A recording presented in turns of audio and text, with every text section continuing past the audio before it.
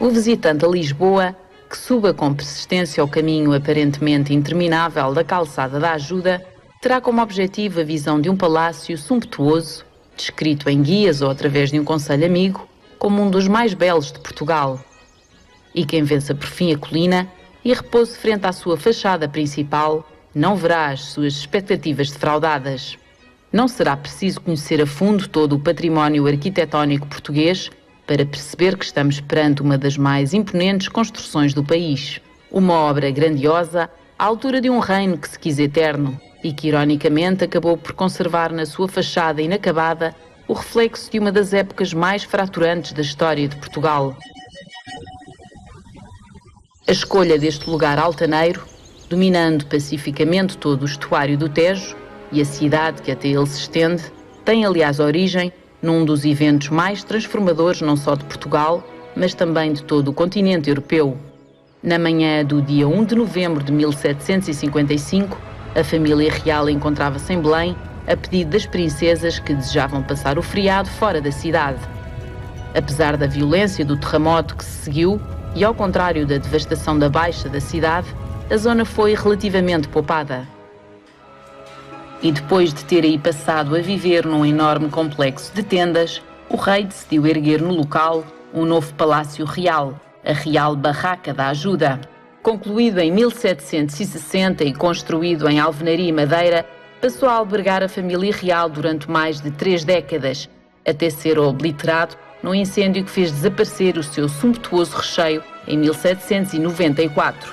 Manuel Caetano de Sousa era então arquiteto das obras públicas e foi incumbido de projetar no mesmo local um novo palácio de pedra e cal, respeitando as tendências arquitetónicas do barroco. Com esse intuito, lançou-se a primeira pedra em 1795. No entanto, as obras de construção foram interrompidas em 1801 para adaptar a sua estética à nova corrente neoclássica. Com esta mudança surgiu o projeto de um palácio grandioso, concebido para se tornar nada menos que o maior palácio da Europa. A construção reiniciou-se no ano seguinte. Esses eram, no entanto, tempos em que os sonhos de grandeza eram porventura desproporcionais à crua realidade terrena. Soubessem os portugueses as vicissitudes que o século XIX lhes reservava e talvez também a ambição tivesse sido refriada.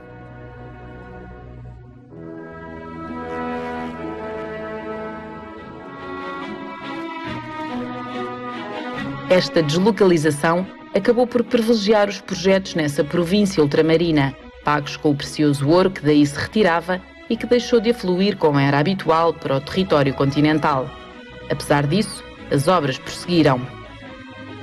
Em 1821, a corte regressa e, após a morte de Dom João VI, a infanta regente Dona Isabel Maria, 2 das suas irmãs e a tia-avó Dona Maria Francisca Benedita escolhem as instalações da Ajuda para sua residência.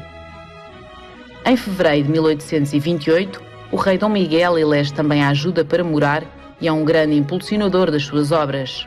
Com esse objetivo, instala-se 6 meses depois no Palácio das Necessidades e acaba por não voltar. No entanto, esses eram tempos de guerra civil, derivada do problema de sucessão que se seguiu à morte de Dom João VI. Em 1833, a construção parou por completo. É apenas com a subida ao trono de Dom Luís I que o paço se afirma finalmente ao ser escolhido como residência oficial da corte, ensombrado que estava ao Palácio das Necessidades, por aí morrer de febre tifoide o seu irmão Dom Pedro V. Assim, foram feitas obras essenciais no palácio inacabado para acolher o novo monarca. Em 1862, Dom Luís casa com Dona Maria Pia, princesa de Saboia. É com ela que se iniciam alterações profundas na decoração, tendo como responsável técnico o arquiteto Joaquim Posidónio Narciso da Silva. Foi esse casal que pegou neste palácio. O Dom Luís veio para cá em 61, depois daqueles dramas todos, ter morrido Dom Pedro V e as cortes e o povo de Lisboa terem dito que tinha que sair nas necessidades, por razões que todos sabemos. Dom Luís instalou-se aqui, tiveram que se fazer umas obras, enfim, sumárias para a instalação do rei. Mas quando ele decidiu casar, obviamente que se tinham que fazer obras que não eram sumárias, obras mais importantes e principalmente pensar num quarto para uma futura rainha. E então houve obras muito importantes que foram feitas e o Palácio passou a ter, digamos, uma infraestrutura digna da casa do casal real que ia aqui viver. E é muito engraçado, eu estive a estudar, eu e toda a equipa que aqui trabalha, tivemos a estudar o casamento e as obras que foram feitas, a terraplanagem dos terrenos aqui em frente. Isto era tudo quintinhas, casalinhos e hortinhas, tudo aqui à volta, isso foi tudo arrasado, foi tudo terraplanado para o casamento. Por isso, o grande motor da recuperação desta área foi o casamento. Foi aqui que Dom Luís I viveria até morrer. Estas salas ficam também ligadas à infância dos príncipes Dom Carlos e Dom Afonso. Após a morte do monarca em 1889, a vida do Palácio da Ajuda sofre profundas alterações. O agora rei Dom Carlos muda-se para Belém e o Palácio da Ajuda passa para segundo plano, aí ficando a viver Dona Maria Pia com Dom Afonso. Em 1908, dá-se o assassinato do rei Dom Carlos. 2 anos mais tarde, com a instauração da República e consequente exílio da família real, o palácio é encerrado. A partir daí, o espaço passa a ter acesso restrito até 1968, a altura em que abre como museu. Desde 1996, tem vindo a proceder-se à reconstituição histórica desta residência real com base em rigorosas investigações. A par com os outros palácios nacionais, em 2007, passou a integrar o conjunto de imóveis tutelados pelo Instituto dos Museus e da Conservação.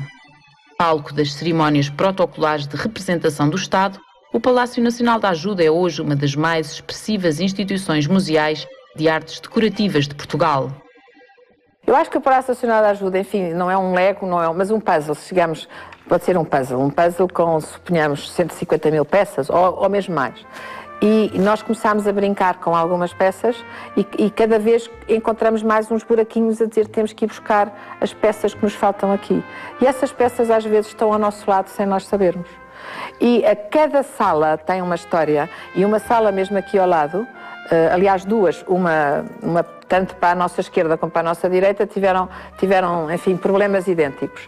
Quisemos fazer a reconstituição histórica, líamos os inventários judiciais e vinha uma descrição de mobiliário de assento. E eu li a descrição e dizia, mas onde é que nós vamos descobrir isto? Será que está em que luz? Será que está emprestado em qualquer sítio? Onde é que estará? E eu lembro-me que andávamos, eu já tinha as descrições completamente na cabeça.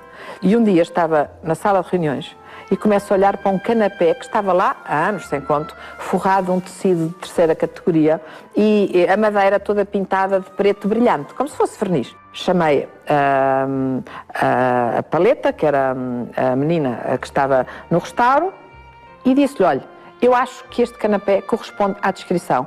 Por favor, vamos levá-lo imediatamente para a oficina, vai começar a decapar a tinta preta e vai tirar parte do tecido. E nós vamos descobrir o que isto é. Bem, 3/4 de hora depois, vem ela aos saltos e aos pulos a dizer, ó Isabel, por baixo da tinta preta é pau santo. E por baixo daquele tecido menos bom, eu encontrei, não é por baixo do tecido, por baixo de uma das cadeiras, eu encontrei a assinatura. Era só a mobília da sala, de uma sala, e o senhor que tinha feito aquelas cadeiras era o melhor entalhador francês que trabalhou para Napoleão III. Imagine, nós tratávamos essa mobília como se fosse terceira categoria e afinal era do melhor. Surpresas destas acontecem-nos constantemente. Nós olhamos para as coisas e temos que ter tempo para as entender. Temos que ter tempo.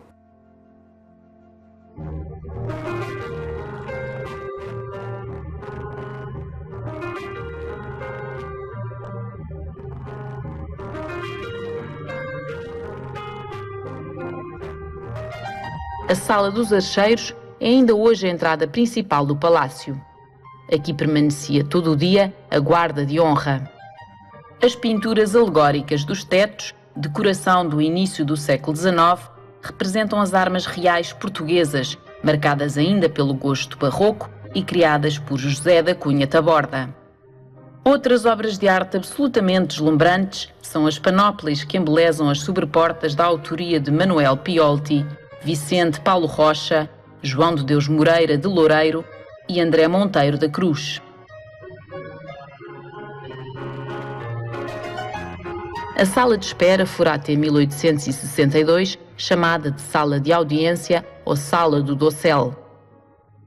A principal função da mesma era, como o nome indica, servir de espaço de acolhimento àqueles que se preparavam para serem recebidos pelo rei. As suas paredes estão cobertas por tapeçarias em lã e seda, tecidas na Real Fábrica de Tapeçarias de Santa Bárbara, em Madrid. A série mais significativa teve como base cartões criados pelo grande artista Francisco Goya. Pelas mãos de Cirilo Machado e Manuel Piolti, uma alegoria ao regresso de Dom João VI ao reino faz o nosso olhar perder-se pelo teto. À direita, num gesto de despedida, o extenso território brasileiro, representado por um índio, contempla a partida de Dom João VI, acompanhado por uma corte de figuras alegóricas em direção à nação portuguesa, que o recebe de braços abertos.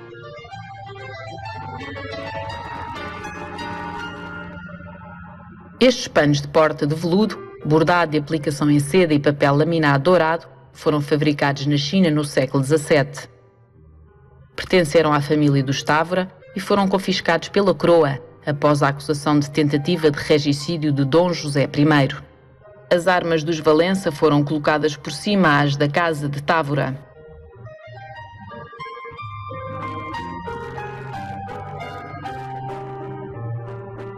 Logo de seguida, deslumbramo-nos com a sumptuosa sala do despacho, lugar de trabalho do rei, onde este tratava de assuntos oficiais, mas que, no entanto, assumia ocasionalmente funções mais simples, sendo utilizada como cenário de festas e pequenas recepções. Tal como em outros espaços do palácio, uma das agorelas de Henrique Casanova permitiu a recriação quase na íntegra da decoração da época. Entre os inúmeros artigos que atraem o nosso olhar, um presente do imperador Napoleão III. Este vaso Sèvres é um modelo etrusco de porcelana policromada e dourada e foi oferecido a Dom Luís.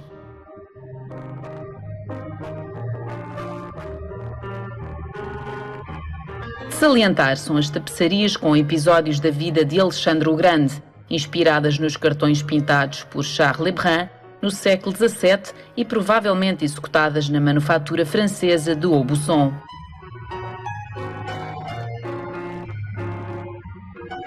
Ao observar os detalhes deste relógio esqueleto, feito de mármore, bronze e esmaltes polícromos, sentimos que mais uma vez o homem supera-se a si mesmo através das artes. Há coisas engraçadíssimas, mas, por exemplo, a Sala da Música, há uma história que eu acho deliciosa, que o Dom Luís era muito engraçado, devia ter um sentido de humor muito grande. Aliás, vê-se o sentido de humor num álbum de caricaturas que ele fez, em que pôs pássaros, em que as pessoas todas eram pássaros. E o Dom Luís, esta história é uma delícia, o Dom Luís acho que foi alvo assim, de umas críticas menos agradáveis do Ministro da Fazenda, no jornal. E então, em vez de também ser desagradável, convidou o Ministro da Fazenda para o Paço. E então sentou na Sala da Música, que era a sala, pôs só violoncelo, a solo, e teve 1h30 a tocar para o Ministro. Quer dizer, agora imagina o Ministro da Fazenda, violoncelo, solo. Deve ter sido uma seca de primeira. E ao fim de 1h30, o Ministro, claro que agradeceu, a grande honra e não sei o quê, os camaristas foram acompanhar o Sr. Ministro da Fazenda à porta e o Dom Luís virou-se para os outros e disse: estou vingado. Agora imagine o sentido do humor e a graça que isto tem. Estas pessoas realmente eram caturras, eram divertidas, eram um castigo com música sonoro.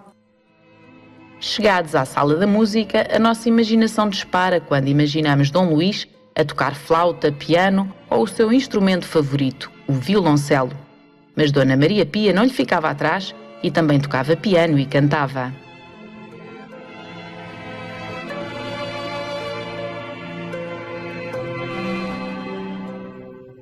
A harpa é um objeto que nos transporta facilmente para outro universo. Habituámo-nos a associá-la com anjos, deuses e outras entidades misteriosas. Este exemplar foi fabricado pelo francês Sébastien Errard, que se destacava nesta arte e que tinha uma loja em Paris e outra em Londres. As paredes desta sala, revestidas de quadros, constituem no seu conjunto uma verdadeira galeria à maneira do século XIX. É precisamente nesta altura que a cópia atinge o seu apogeu. A Embaixada Turca, cujo original de Giuseppe Bonito se encontra no Museu do Prado, é disso exemplo, ao constatarmos o fascínio que desencadeava. É também na Sala da Música que encontramos outros dois objetos muito interessantes.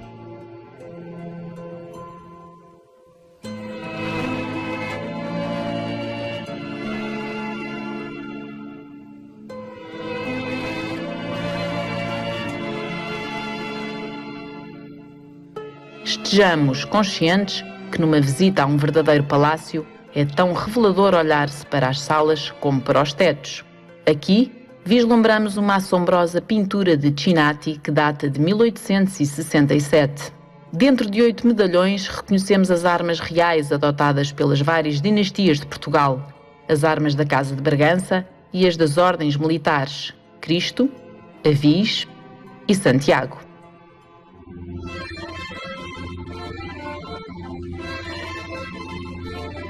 A Sala Azul surgiu da necessidade de haver um espaço acolhedor para a família. Foi neste ambiente íntimo que se viveram momentos de grande animação passados com jogos e boa conversa num ambiente informal.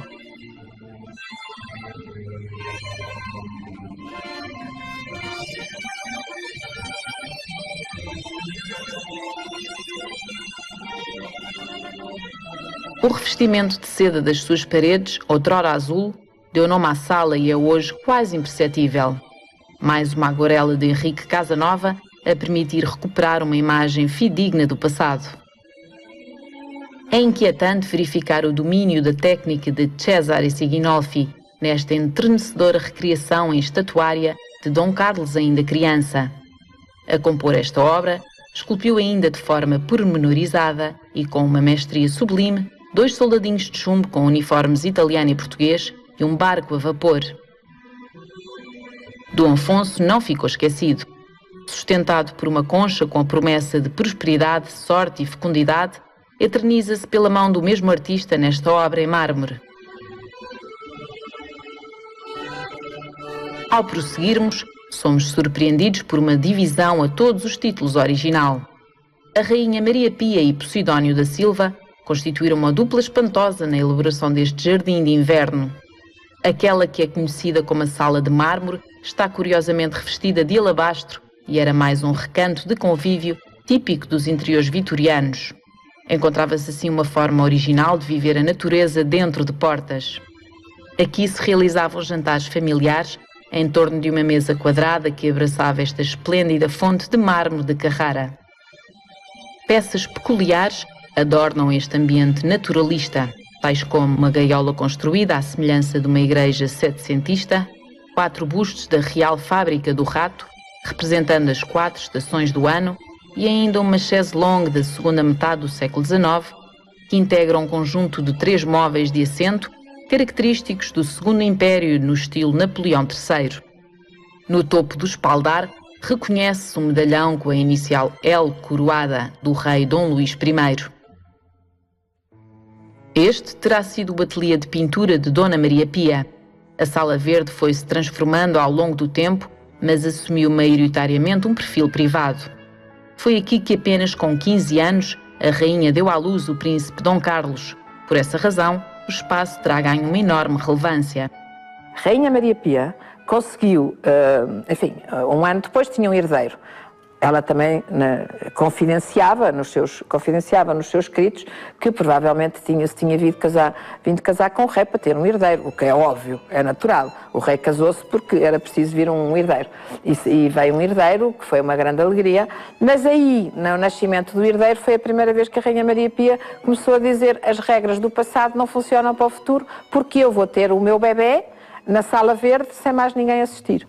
E a partir daí foram todas as modificações que ela foi fazendo. Era uma pessoa que trazia um mundo diferente, mais moderno, e que o foi implementando aqui, sempre com o Dom Luís ao seu lado. Eu acho uma ternura ver que todas as modificações que a Rainha Maria quis fazer ao longo dos muitos anos que aqui viveu, teve sempre a conivência de Dom Luís. Ele nunca lhe dizia que não. Eu acho isto extraordinário.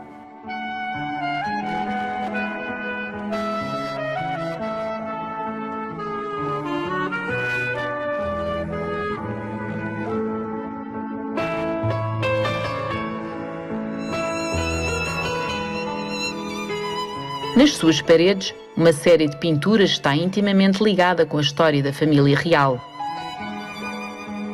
António Manuel da Fonseca, em 1864, ilustrou detalhadamente o casamento real na igreja de São Domingos.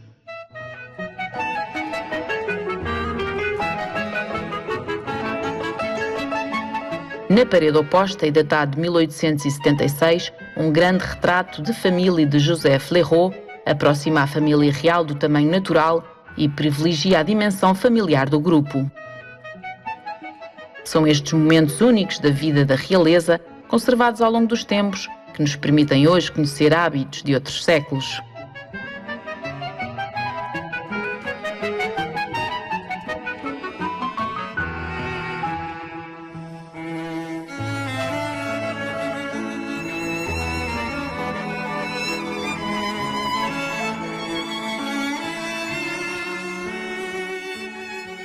É muito raro encontrar conjuntos de mobiliário com aplicações de porcelana tão ricos quanto este.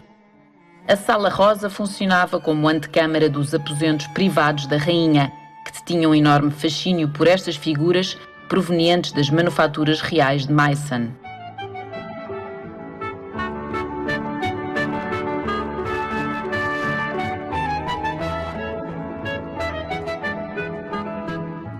Aqui a natureza está também muito presente, seja através de flores, pássaros e borboletas ou de pinturas de paisagens portuguesas e italianas circunscritas em medalhões na sanca. Adquiriram-se recentemente esboços de alguns destes trabalhos, da autoria de Sinati e Rambois, e não deixa de ser divertido comparar o projeto com a obra terminada.